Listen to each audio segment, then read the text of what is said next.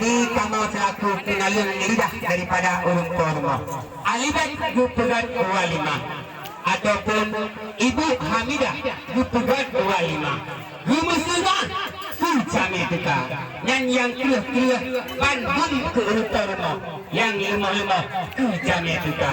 Tabulangan masing tubuhan dirasa kudo. Bak urung nang do, baik ngecalitra. Baik tunggu pegang, bak urung lain. Takut ikutin sehingga ngelusa. Jadi tunggu pada ubu, baik badah-badah. Takut roh kuah milikan ijah. Pusingan jupit, tu basah jaro.